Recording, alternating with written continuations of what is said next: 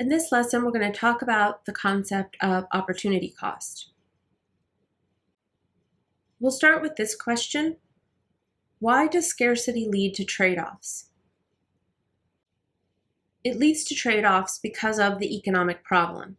We just don't have enough resources to satisfy all of our wants. So again, if we go back to our household, we only have so much in terms of revenue or income that we're receiving, and we need to decide how we're going to budget that income. So again, we have limited resources, we have unlimited wants, but we need to decide which goods and services are the most necessary or the most important to us. What is it that we prefer to spend our income on? And even if we're the richest person in the world, we still don't have enough time. So everyone has at least one resource, if not many, that we're limited in. And so we need to decide how we're going to spend our income, how we're going to spend our time, and how we're going to spend any other resource that we have. So we're going to need to choose between alternatives. And when we choose an alternative, we're giving up opportunity cost. What is opportunity cost? Opportunity cost is the value of your next best option.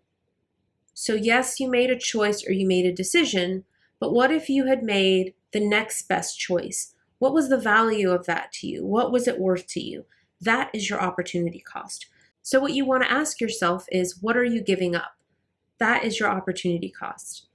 So if you're a student and you decide to go to a university, you're giving up about 4 years of your life, maybe a little less, maybe a little more, but you are giving up this time to study and hopefully accumulate the skills and knowledge that you need to enter into a career that you prefer. Well, what are you giving up? Well, instead of going to a university, you could have gone straight into the workforce. And in those 4 or so years, maybe you could have been in a management position. So you could have worked your way up and earned just as high a salary, who knows, maybe even higher than if you had gone to a university. So it's important to identify, what are all of your options? What do you actually prefer to do? And where will you be at the same time in 4 or 5 years? And what is the value of what you're giving up? So what is all of that income that you're giving up while you attend university worth to you?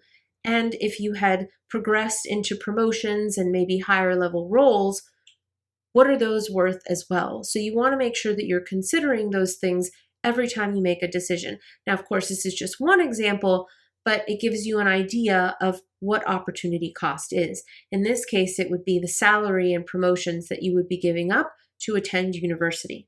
And of course, not just individuals and households face opportunity cost, firms face opportunity cost as well. So for example, if a firm decides to use a particular plant to make a pickup truck, then what are they giving up?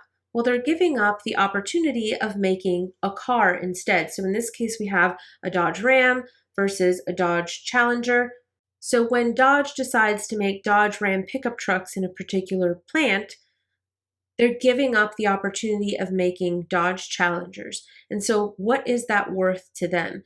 They need to account for that, and it is a cost because it is something that they're giving up when they decide to make the Dodge Rams. And yes, firms do account for this in their capital budgeting decisions.